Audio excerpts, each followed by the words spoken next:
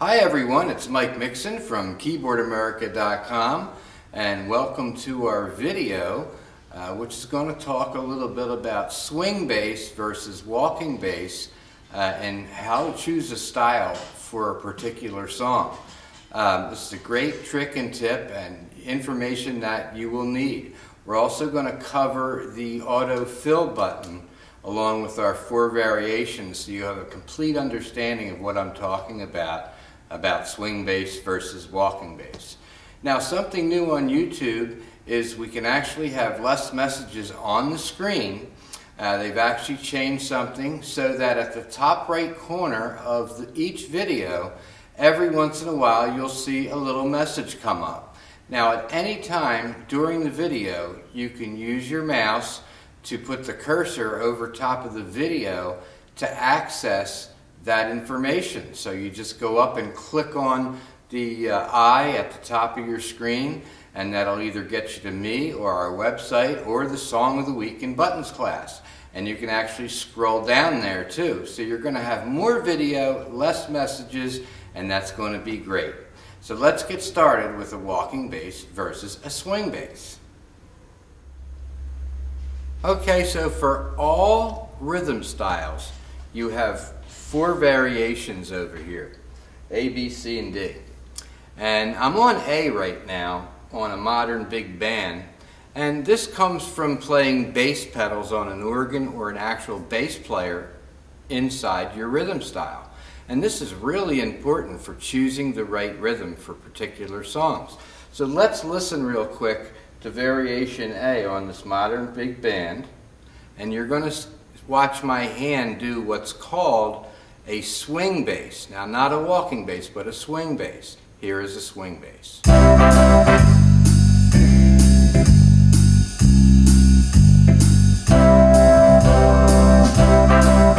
Here comes a walking bass.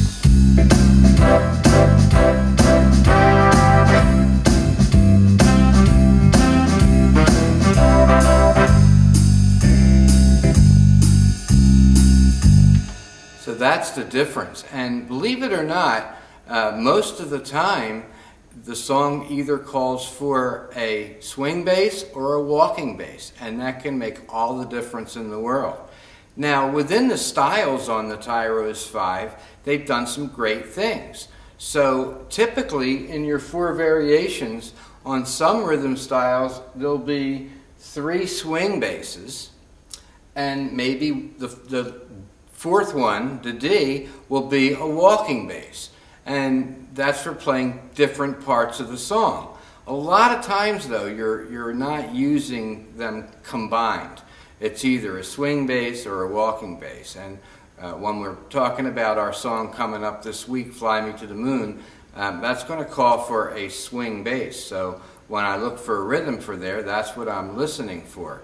So in each one of your big band backgrounds and a lot of your swings and jazz and all that, try to listen for the swing bass, boom, boom, boom, versus a walking bass, boom, boom, boom, boom, boom, and you'll hear the difference right away.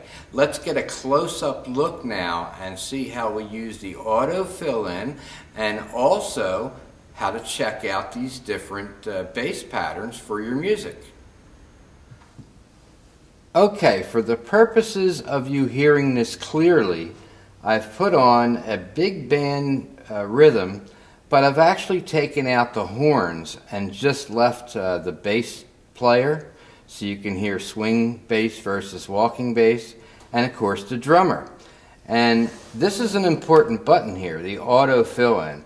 When this auto fill-in is on, this is what makes the Tyros so unique, is that when you go from variation A to B to C to D, there is a different drum pattern in between the transfer over. So it's like having a live drummer who does all the nuances right with you on that big band style. So you're going to hear it here in a second when I go ahead and listen. We want to listen to just the drums here and what's going on.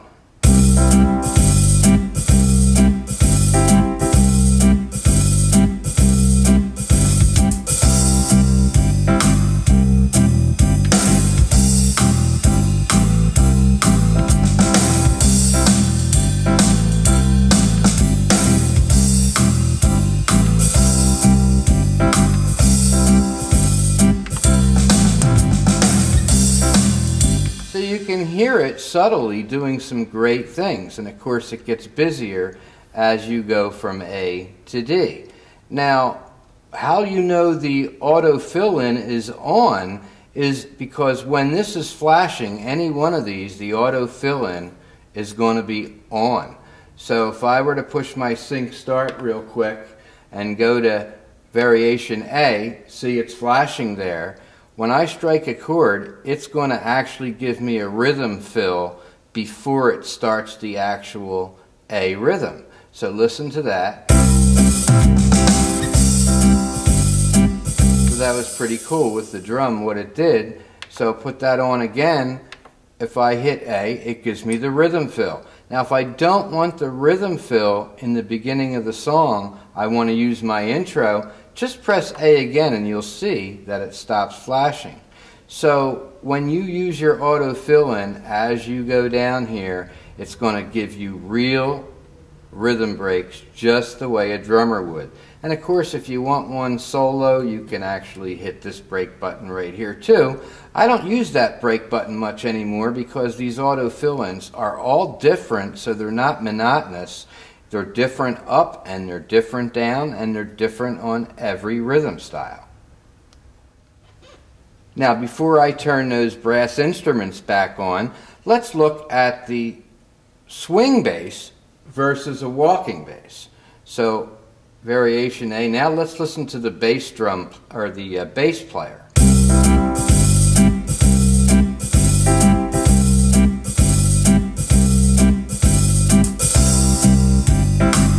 There's your walking bass, you can hear it.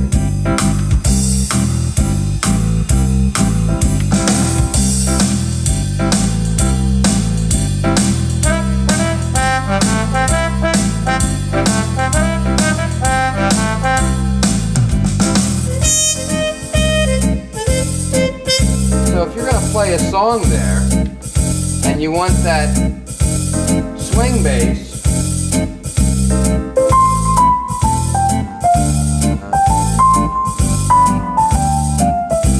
that's a great rhythm style. You want a swing bass for our next song, Fly Me to the Moon. This wouldn't be good unless I was playing the end of the song.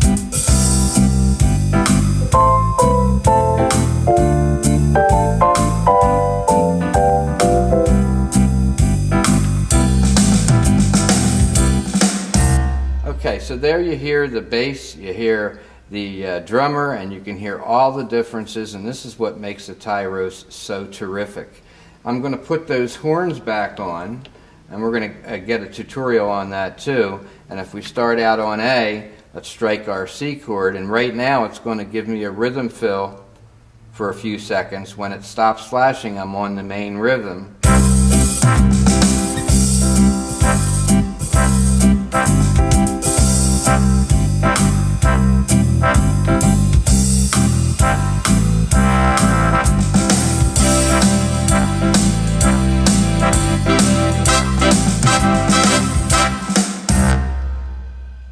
Another little trick is if you're playing on A or you're playing on C, and let's have it not on, so it's going to go right to the C variation of that big band.